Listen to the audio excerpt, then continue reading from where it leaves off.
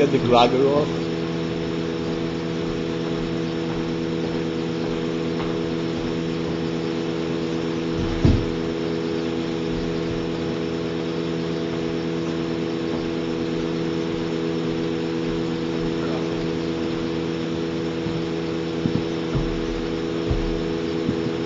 This would be a better way.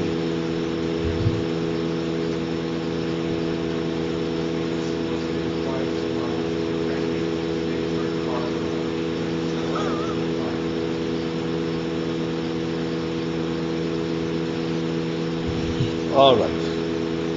So we will start the next minor. And in that, it will self-review a little bit of what we learned before, and we'll go like that.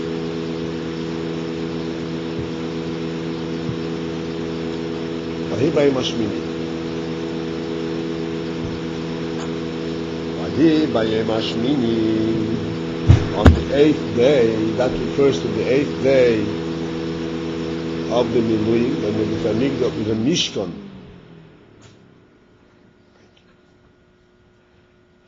When the Mishkan was inaugurated, started, the Aveda in the Mishkan, for the first 7 days, Moshe Rabbeinu did all the Aveda. On the 8th day, started a new setting, a new level, where Aaron was doing the Aveda. So it says, Bayem Hashmini, on the 8th day, Kora Moshe Aaron Ulvona Ziknei Yisrael. Moshe called Aaron and his sons and Ziknei Yisrael. Pirish Rashi, and Rashi comments on this, Shmini Lemiluyim. What is this 8th day referred to? The 8th day of Miluyim. Hu Reish Chodesh Nisan. And that was Reish Chodesh Nisan. Shehu Kam HaMishkan Bei B'Yom. But on that day the Mishkan was erected. We all know that for the 7 days before, the Mishkan was erected each one of the days and then taken apart. And on this day, the Mishkan was erected to stand, to remain. And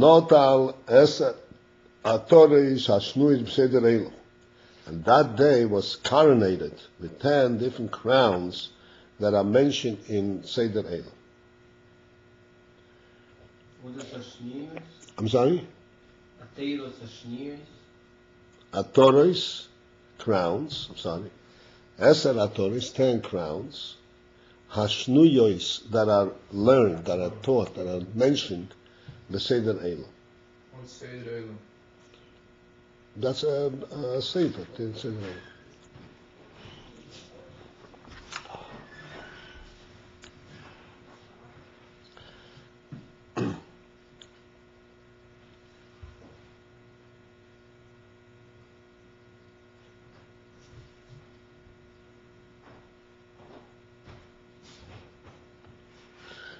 The Hine Ksiv, for it is written beforehand, Umipesach oyel meir leiseitzu shivas yom, that Moshe Rabbeinu told Aaron and his sons that from in front of the Toyah Meid they should not step out, they should not leave for 7 days. Ad yoim meleis, till the day that we fill, Yimei milu eichem, the days of your inauguration. Ki shivas yomim, because 7 days, Yimale es yedchem. Hashem will inaugurate you and give you the strength to do the Aveda for 7 days. Mahainu, which means the Meha Miluyim Hem Shiva Yom, that the days that called Miluyim, this is 7 days. This is all the inauguration process. And on the 8th of the day of the Miluyim, then Moshe called Aaron and started the Aveda. How do you say Miluyim? Okay, Miluyim means, what Milui means to fill. When you entrust somebody with a task, and you give him the authority and the koyach to do something, that's called milui.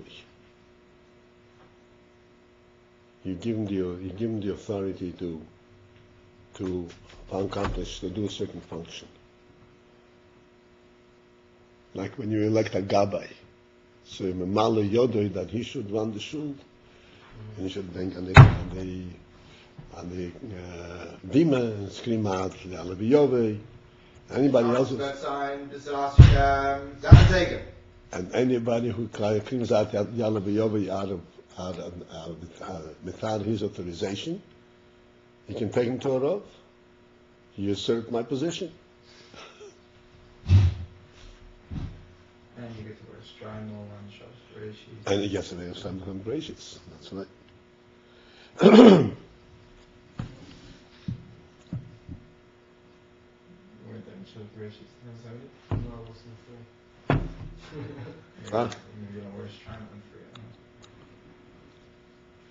So you don't know what a gabe is?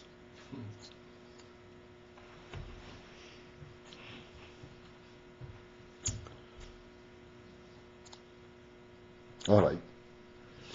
But tzarich lahavin, we need to understand. This is what Rashi explains to us. We need to understand ma mashmi'enu bozeh. What does Rashi inform us? What does he tell us?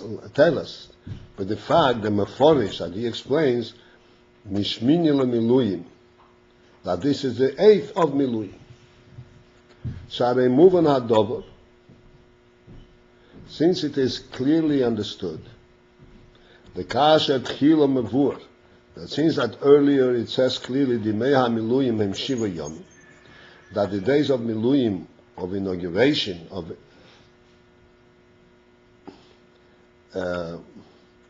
empowerment, miluyim means empowerment, hem shiva yom are 7 days.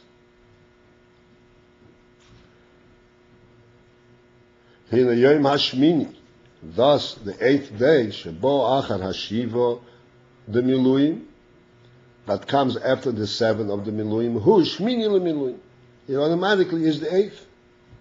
So what does Rashi add?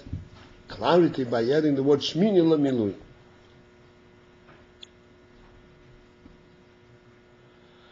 V'hine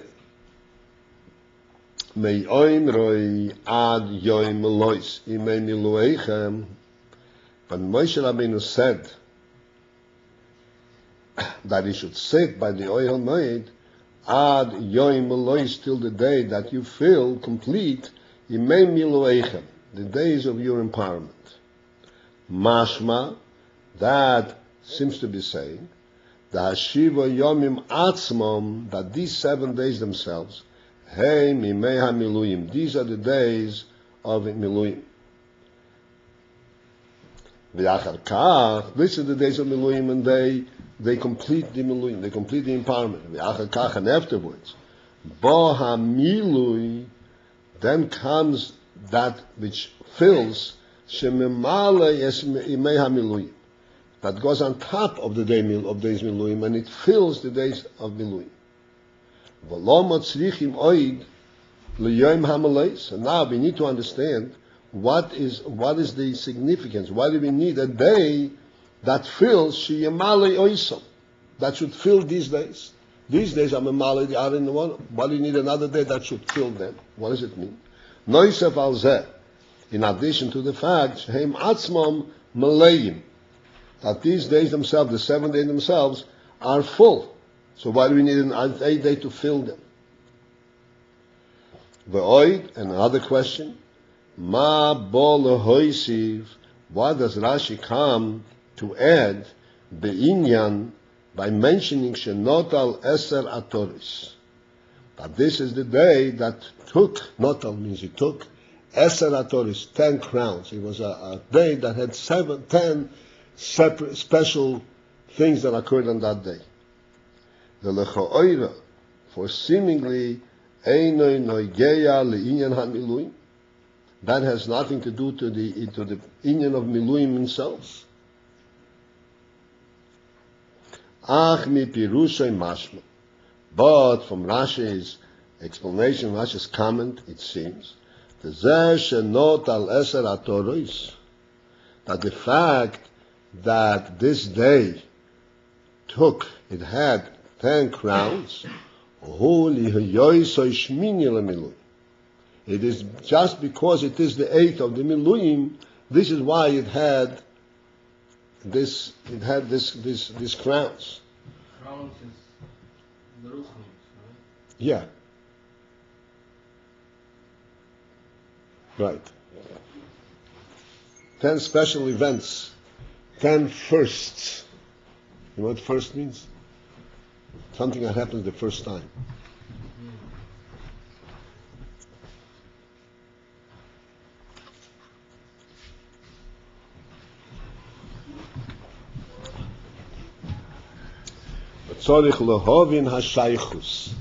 We want to understand the connection and the relationship between these 10 crowns and the fact that this is the Shmini Lemilui.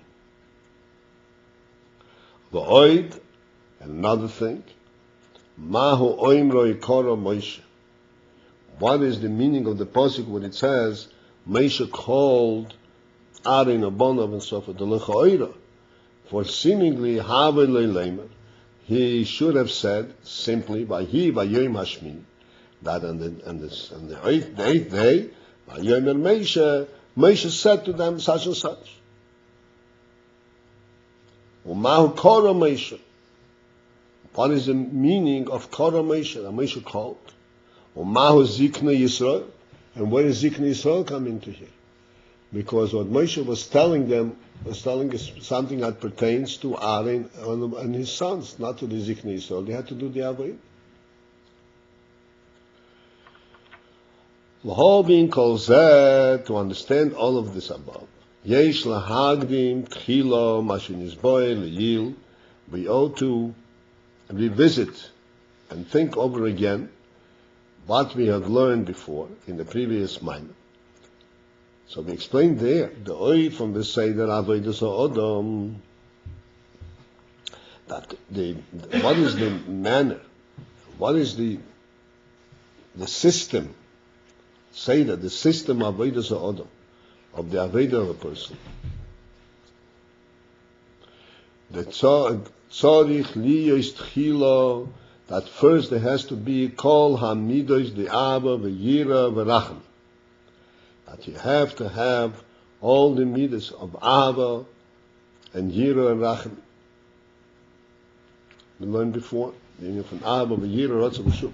The Abba v'Yira hein Rotza v'Shuv. Abba v'Yira, this is in terms of Avodah. This is the Rotzu.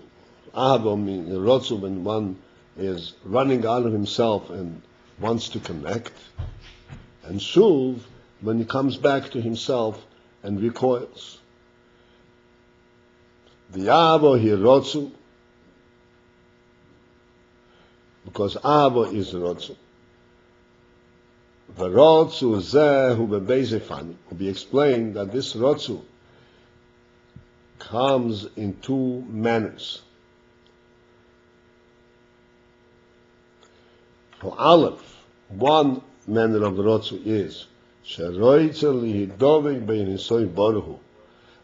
that he wants to cleave and connect to Ein Sof, boy, and to be included and part of Ein Sof, not to be a separate. The Habeis, and another manner of Rotzu is that he wants that there should be Gil Elkus by him, bringing it down to himself. There are two different ways of the Inyan for Rotzu. And all of that is the Inyan from Ahava, as we learned. Either that he wants to go out of himself and connect to Inyan Sof, that's Inyan from Ahava, and that the Elkus should be Meir ben Nafshi, it's also Inyan from Ahava. V'yira hi Shuv. And Yira is the Inyan from Shuv. What does Shuv mean? Shuv means that he returns back into his place without recognizing the light of Elokus. Mitzad Hayira ve'habit. because of Yira and Bittul, because of his smallness and his fear of approaching godliness. V'tzorich liyois shneihem. And we explained that there has to be both. You need both. The Abba v'Yira and the Rotzu v'Shuv. The Rotzu b'lo Shuv, because a Rotzu without Shuv, ein zeh me'inyan ho'aveda v'tachlisa. When one has a Rotzu, he wants to be with Elokus.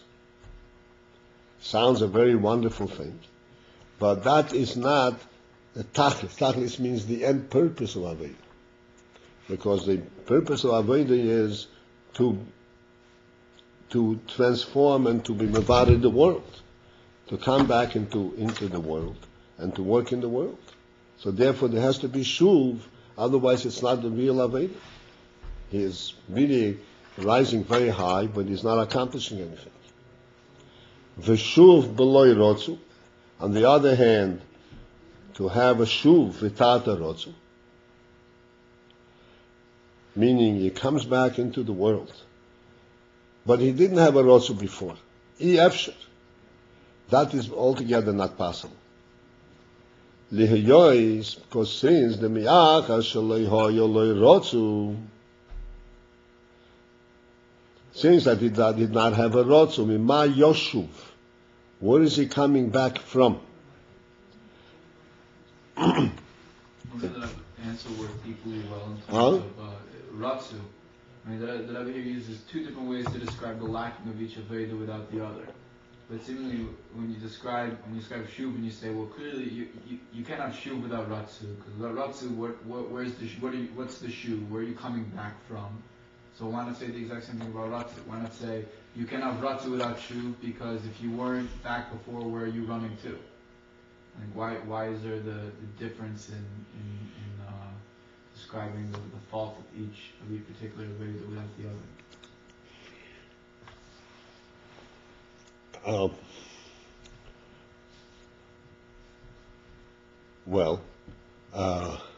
You have to understand the terminology here. When you say they have a shuv, like we learned before, shuv does not mean that he becomes passive. He's not interested in anything. Shuv is an avodah.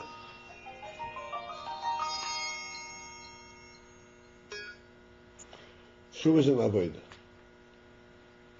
And in order to do avodah at the level of shuv, we have to have the inspiration of rotzu, that which gives you the inspiration to do it.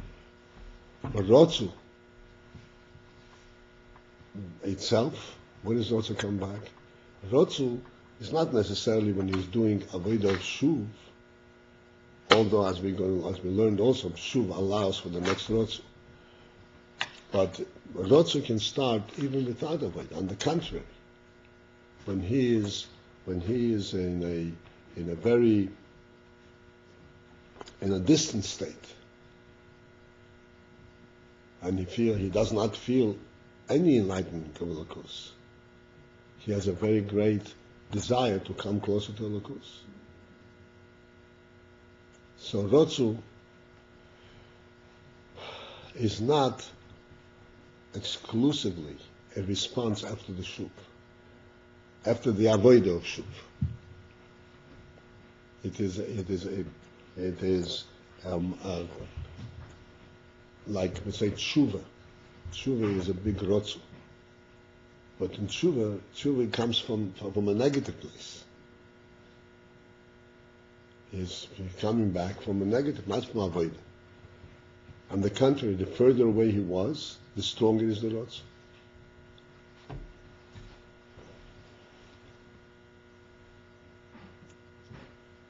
Like we explained before, that shuv does not mean to say that since this is a very great thing and I'm afraid of it, therefore I'm just leaving it behind and going back to my own life.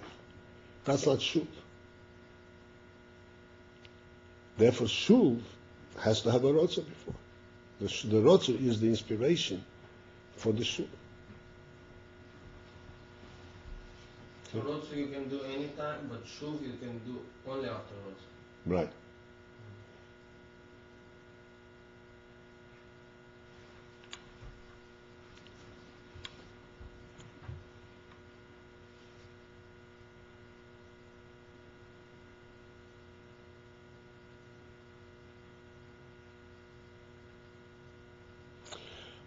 He also explains the following.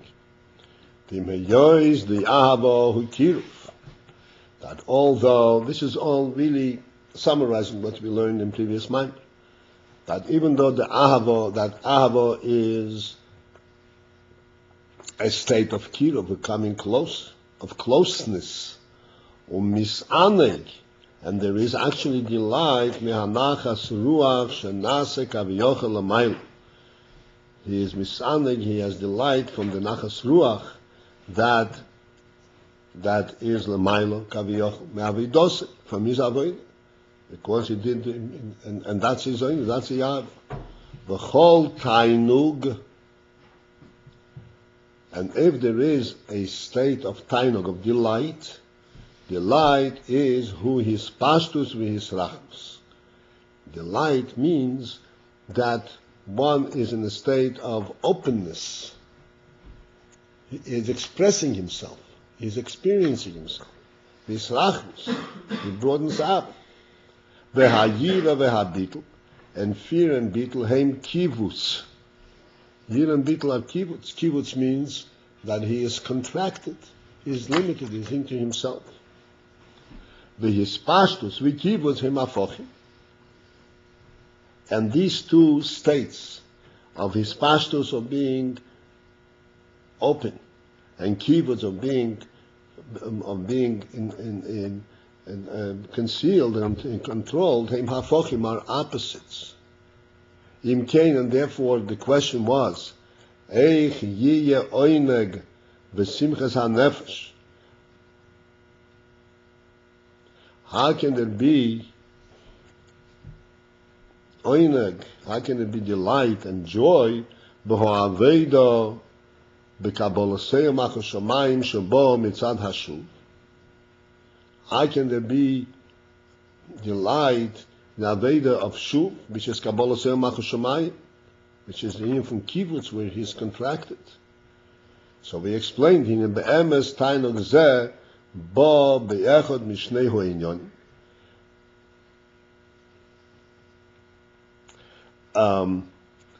This summary is going a little faster than, because we explained before that there is oineg in the shuv, because this since that after the shuv there is another rotzu, that shows that there has to be oineg in the shuv. And the Rabbi is asking, how can there be oineg in the shuv, since that the shuv is the opposite of oineg?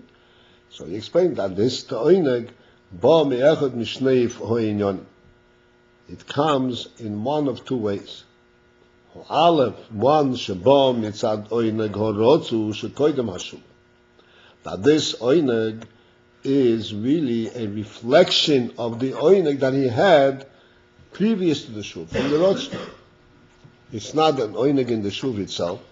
It's an oineg that is drawn from the rotzu. Shekoidem hashuv, that preceded the shuv. Vehabeis, and the other oineg that's contained in the shuv, Shebo mitzad bitul otzum. It comes as a result of bitul otzum, of total and very profound bitul. Be'anochas atzmusay, where he puts himself completely on the side. He's completely oblivious to himself. The Kabbalah's oil malchus shomayim. He's entirely involved exclusively in the Kabbalah Seir Machos Shamayim, in recognizing the yoke of Shamayim. Shebozeh, whereby Harehu Misached, he becomes united by Hasimcha Shal Mailo. He is Misached with the Simcha, he is uniting with the Simcha that is above. Umizehu HaTainuk Shaloi. And this is where his Tainuk comes. In other words, the Tainug in this shuv at this level, this deep Tainug, this at this deep level of shuv, of bittul, is such that he becomes so united with Elokus because of his bittul that there is no separation between him and Elokus at all. As a result of that, he feels the oinag shalmayim.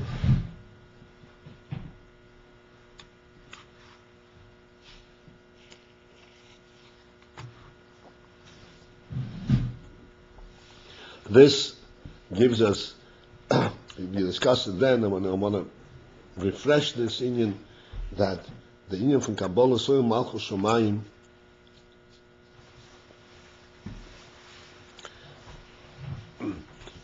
is a conscious beetle. It is not a beetle where he stands without any recognition of what he is bottled to. Kabbalah soil Malchus Shamayim. It's not, there is Kabbalah soil Malchus Shamayim. Abba also has Kabbalah soil. Abba, put a yoke on it and it goes. But it doesn't know that it is now obeying its master. It's serving its master. It's doing what it was forced to do. There is no oinik. This is what it is. It's a behemoth. Kabbalah soil Malchus Shamayim means that in this Kabbalah soil there is a cognizance, a recognition that it is Malchus Shamayim that he is Makab. And therefore, thereby, he connects to this Malchus Shamayim.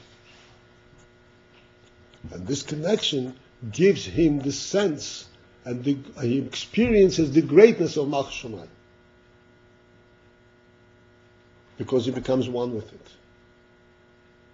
Except he experiences it not with his seichel, with his kelim, like in Ahava. He experiences it because he's part of it.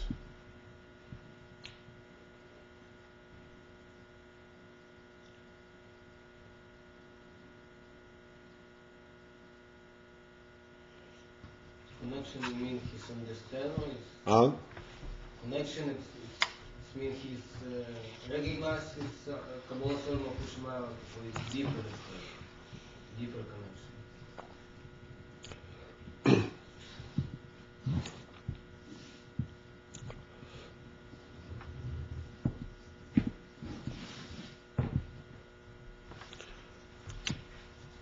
The way to the Kabbalah Soil Makushma, as simple as it is, it's probably one of the most difficult things to really understand.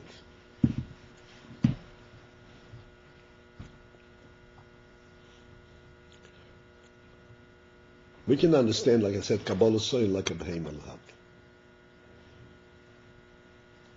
He was subdued, and he just obeys and follows through what he's being told to do. Not aware of anything. That's not the real in Kabbalah soil. That's not Avodah. Like I explained one time before, in one of the general classes, that when Yidden received the Torah, they had to say Nasa v'nishma.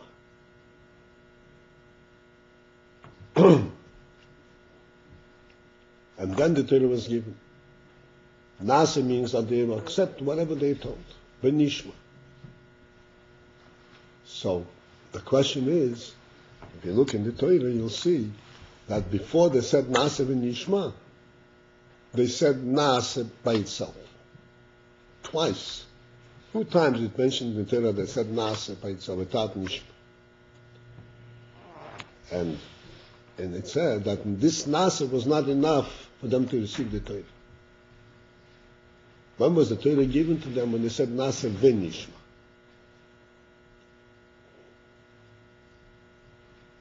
Why? Nasa is about, when you say Nasa, I'll just do what you tell me. I don't need to understand anything. Not now, not later. Whatever you tell me, I do. That's not Torah. That's not Avodas Hashem. This is like saying, leave me out of this, I'm not involved. You tell me what to do and I'll do it. Nasa vin nishma is a completely different statement. Nasa vin nishma means that ultimately I want nishma. I want to really connect. I really want to be an Oved Hashem. But I realize that the only way to do that is to come through the Nasa first. First I have to dedicate myself, become one with you. And then I can begin to understand. That's a Nasa v'nishma. This is the same meaning that we're learning now. That Kabbalah Soil Malchus Shamayim, there's two things, the Kabbalah Soil and Malchus Shamayim. And it has to be aware that he is Mekabel Oil Malchus Shamayim.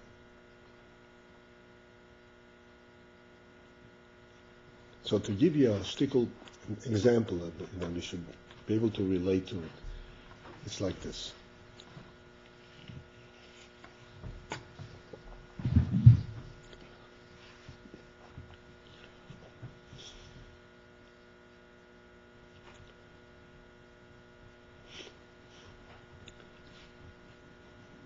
Spoke about a long time ago. Spoke about the new from Derech Eretz Kodem LaTorah. Were you ever present in that discussion? None of you. You also weren't present. For your time also? No. What is the Derech Eretz? Derech Eretz means common courtesy, normal respect, human respect. Derech Eretz. So in Derech Eretz, there is two ways that you can have Derech Eretz. One is that if you don't have Derech Eretz, you'll be thrown out of here. Why are you screaming? Why are you misbehaving? If you don't behave properly, there's going to be a negative reaction. Right? Then there's another name from Derech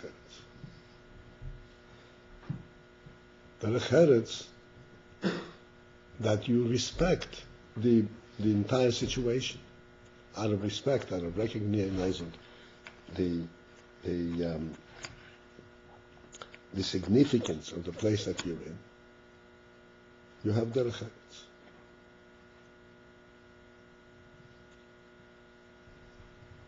So even though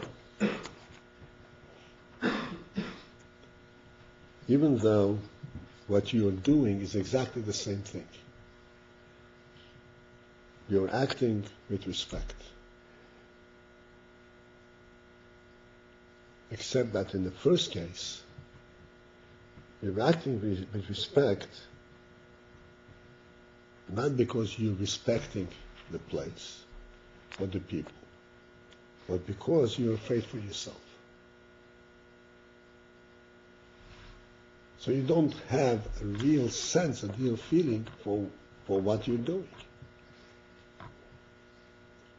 When you have in the other case, when you have Derech Eretz, because you have intelligence, you have das, and you understand, you sense, you feel the circumstance in which you are. And that's where you have Derech Eretz. So even though you essentially act appropriately, you do the right thing. But it's not just you doing the right thing. You actually recognize and connect and understand the situation.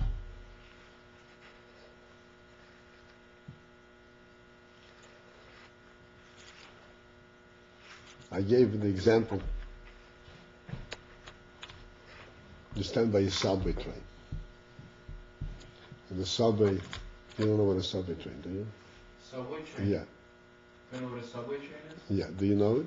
Oh, you in New York, in Florida, you understand the No, but I've lived here for 3 years. Oh, okay. Baruch Hashem, so you know what a subway train is.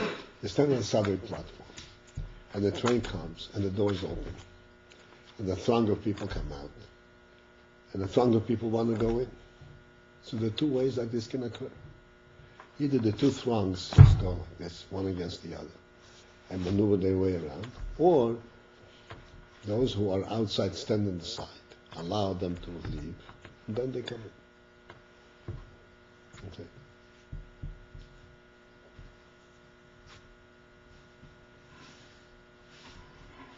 In the first case, when they go once against the other, they're also careful not to create a fight. They have to avoid each other. Because if they're going to force each other out, then it's going to be havoc. So they try to avoid each other. But all they do is try to avoid each other. There isn't a recognition what is the proper way to act. When you stand on the side and let them out, and then come in, then you show that you appreciate the situation. They should come out first, and then you go in.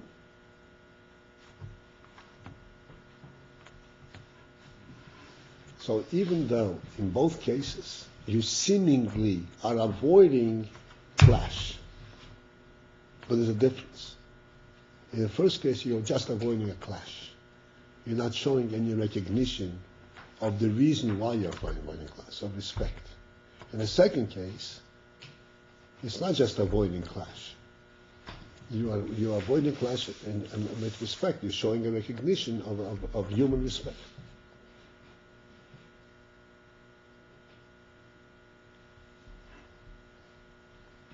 So there is, in this avoiding clash, there is a recognition of the overall situation. The similar in understanding Kabbalah Soil Malchus Shamayim. There's Kabbalah Soil where you are just avoiding being punished. You do what you're told to do, but you're not involved. You're not aware of anything, of what's going on. That this is the right way to do it. Kabbalah Soil Malchus Shamayim means that you recognize that there is Malchus Shamayim. There's a heavenly kingdom here. And you want to relate to that heavenly kingdom. And the only way to, and a heavenly kingdom, because it's a kingdom, you are makabel oil, you accept all the instruction and all the requirements that the kingdom gives, but you recognize why you accept this instruction, because there's a kingdom.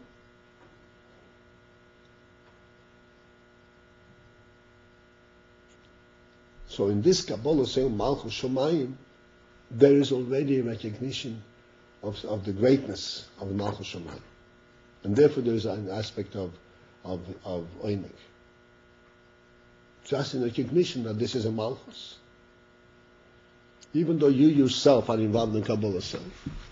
But the recognition of a Malchus, that itself is a source of Oinig. This is what we're saying.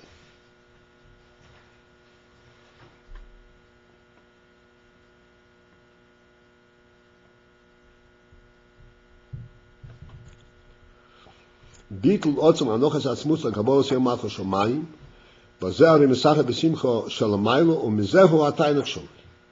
This itself gives him a tainik. Just like in our little moshel, that when you recognize that there is a, so to speak, a human environment, and because of the human environment, you act with derech eretz, the sense that there's a human environment itself and being part of the human environment is a source of way. Because you're part of a greater thing.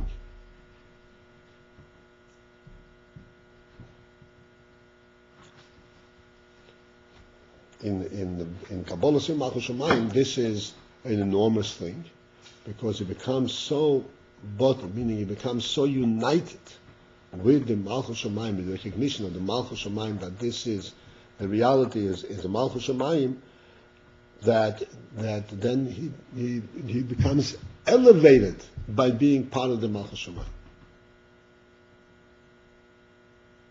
And that is itself because Malchus Shamayim is great, is greatness, is simcha.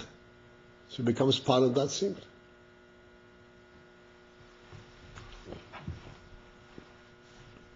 Like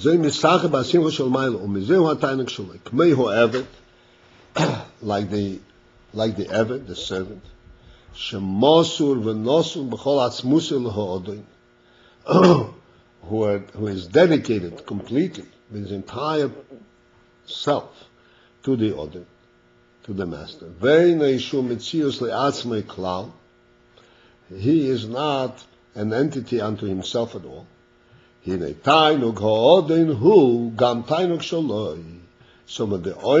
Oden has delight.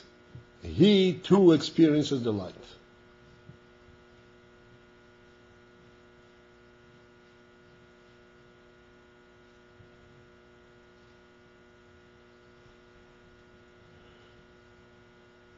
And the Rebbe explains this further. Since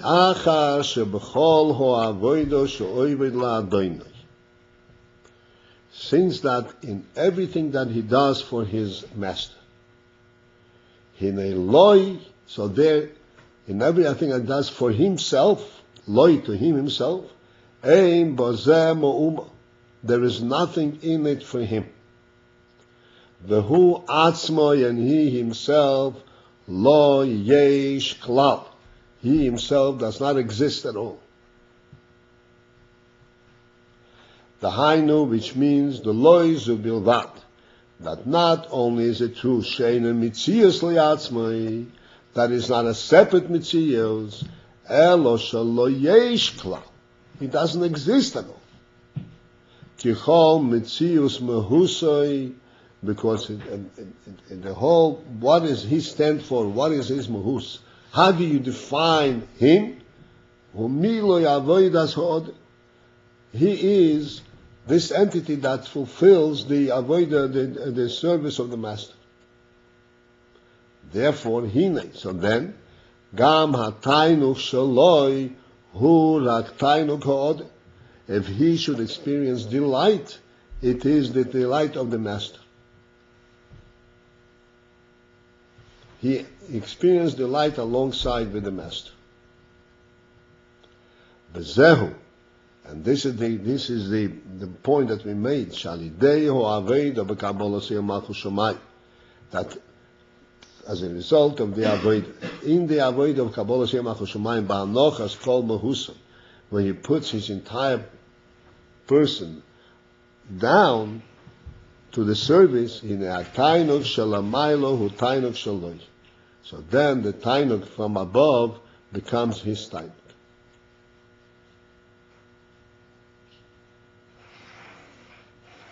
This is the other way, the other aspect that allows for Tainuk in Kabbalah Seh. V'hagam v'yiker hashuvu Kabbalah Seh Malchus Shamayim. And even though the principle, the center point of the Shuv is Kabbalah Soil, Kabbalah Soil, and in Kabbalah Soil, the principle of Kabbalah Soil is beetle and putting himself out of the way. Nevertheless, nevertheless, in the Shuv there is also Tainuk, and this is the Tainuk of the master of Malchus, of the Shemayim itself, Malchus Shemayim.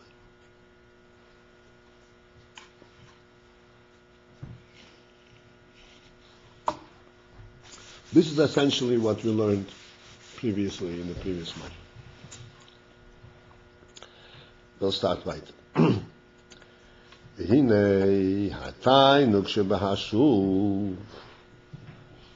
Tainuk that is contained in the Shuv,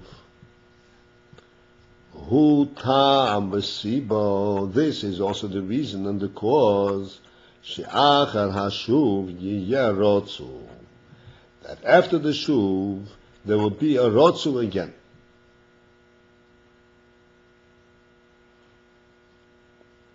He will again want to connect and experience and the greatness of the Elokus.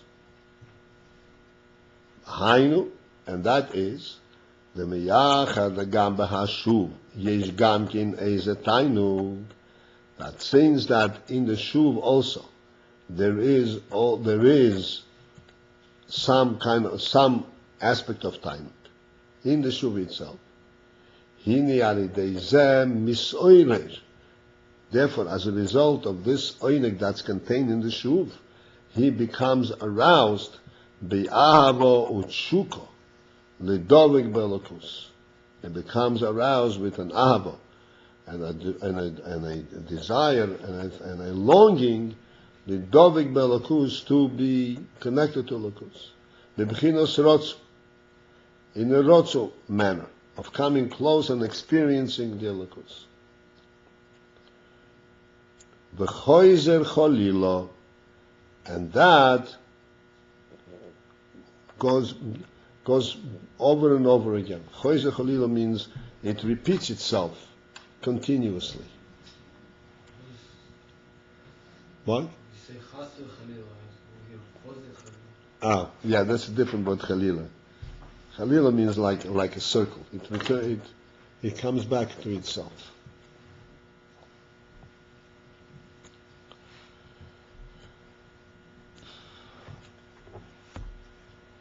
Lefi de avoidas ha'odom tzorich liyishtomit, because the avodah of the person has to be constantly ba'aseder the rotzu v'shuv. In this order, in this system of rotzu and shuv, he must not. The normal avodah is in a constant cycle. That after the rotzu comes the shuv, and after the shuv comes the rotzu.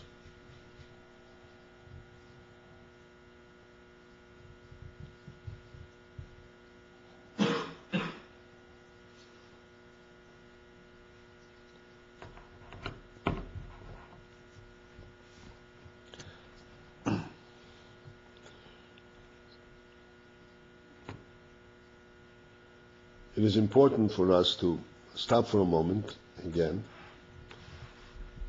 and kind of refresh much of what we speak all the time about.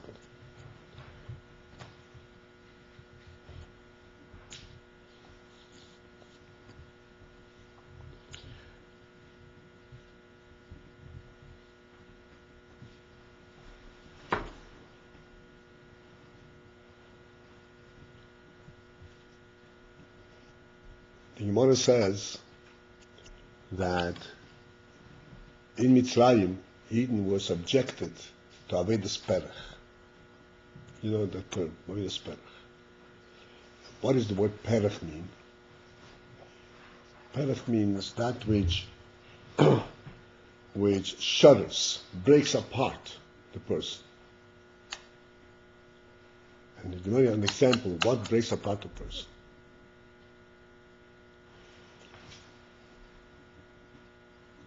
That he tell, Men do women's job and women do. Men do women's job and women do men's job. Or something we'll come back to this one also. Something like this, when he tells him to dig up a ditch, and then after he finishes, he says, okay, now throw the earth back. Dig it up and then throw the earth back. I'm going to focus on this second one.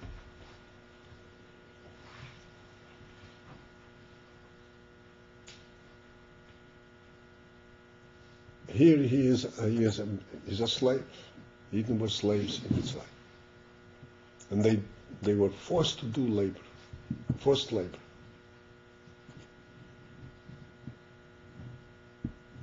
What does he care?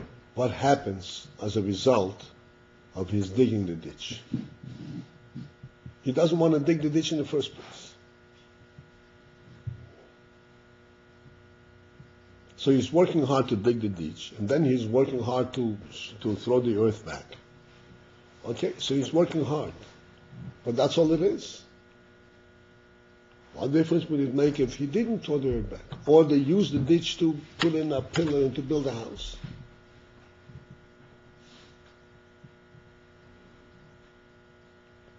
Obviously there's a difference.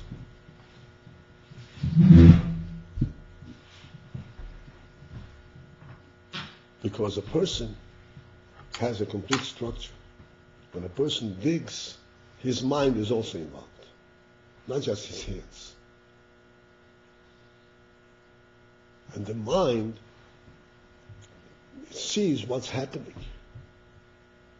When you tell him to throw the earth back, then as far as the hands are concerned, it makes no difference.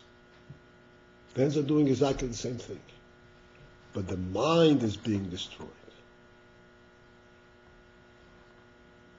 This total insignificance breaks a person apart.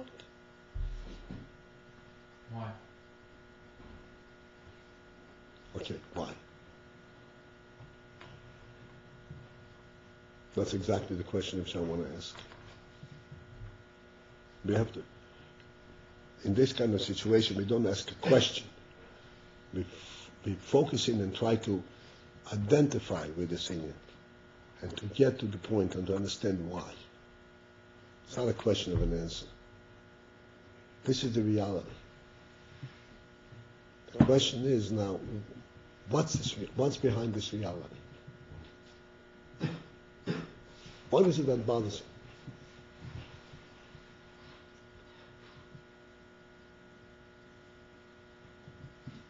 you? And when we ask the question sincerely, why?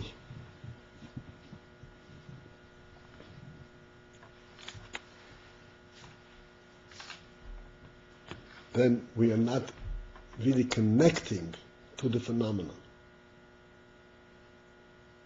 We're not really experiencing the idea, what happens.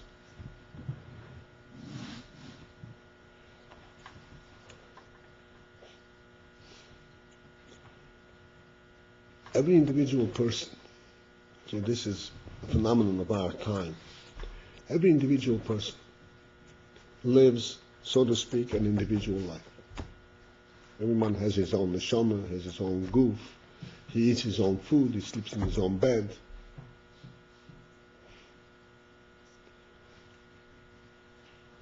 I once asked a question, I think here. Imagine a person who would be given all lifetime supply, food, drink, everything that he needs to live indefinitely.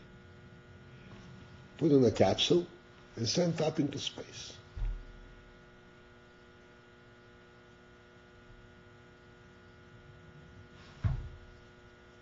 When he's hungry, boom. He's tired, goes to sleep. Everything is there. What would be the experience of that person? Prison. Huh? Prison. Prison, that's all? Even worse than prison, just someone to talk to. What would be the mentality of that person? It's going to be sad, like he's living for nothing, not accomplished nothing. He probably wouldn't bother to stay alive very long there. Spiritual death. This is death. This is not prison. This is death while alive. The worst kind of torture imaginable. Why am I not doing anything?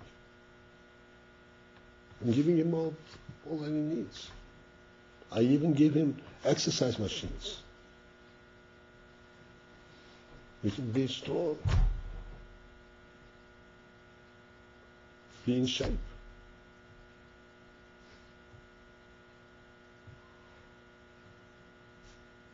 Why?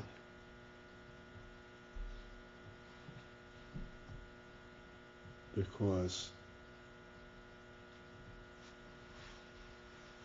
our life consists not just of physical life, it consists of many things, experience and so forth, emotion, but primarily the most important part is our intellect.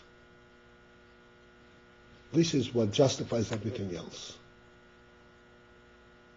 Everything we can experience everything, working out, running, and emotions, everything we can experience only because our intellect also can relate to it. Our intellect recognizes that we are not in isolation. We are part of a big world, part of a reality. And because we're part of reality, then everything else can be experienced. And if we're not part of reality, we are just ourselves, then the intellect has no value. There's no reality. If there's no reality, then everything else falls apart. Then there's nothing. You see, we don't realize it. We think that when we enjoy a hot plate of soup, it's because its soup is tasty. Not so. Yeah, the soup is tasty. But I'm having soup in a world, and there's a bigger life. And if not for that sense, then the soup would be not tasty. We're always part of a bigger reality, not because it's big, because it's real. And know how real? How big? Infinite. This is like we said prison. The pain and the suffering of a prisoner is that he cannot relate to infinity. We discussed this, I don't know. The person who lives with gets his air from tubes in his nose. Gile Ayer Leki, I think I was talking about that. Okay, we discussed that. No, I once posed a very simple question.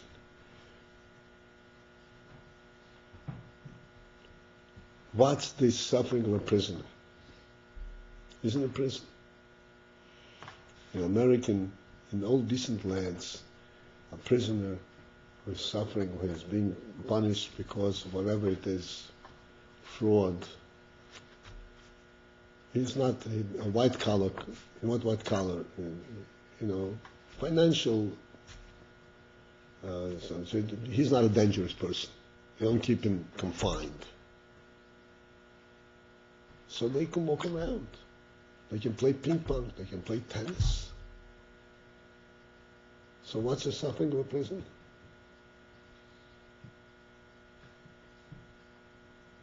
So some people said to me, he cannot go wherever he wants.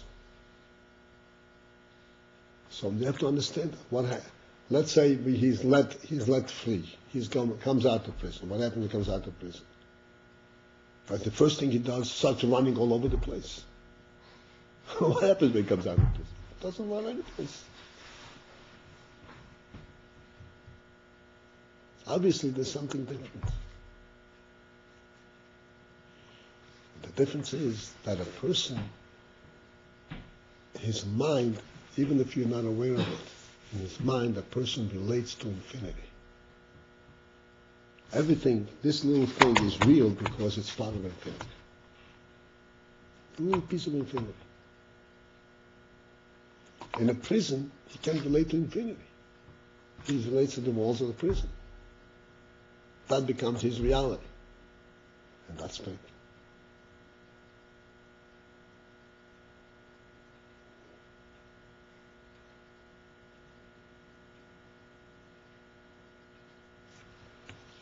You're saying that he can have in the prison whatever he wants, but since he's in the mind, he's understand his limits. So this is bad. It's not real. Infinity is reality. It's an artificial reality. And therefore it's not real. So how is digging a hole and filling up the pile a person from participating in this reality? So when he's digging a hole, this digging the hole has to be part of something, not of this particular, part of a bigger reality. But if all it is he digs a hole and covers it up, then nothing happened in reality. Nothing happened.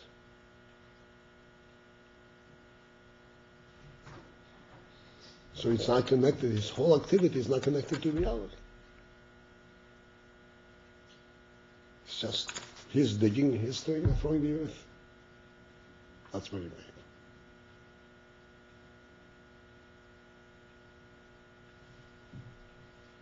We'll come back to it. I have to interrupt. I have a little bit of a short till we get back. Okay?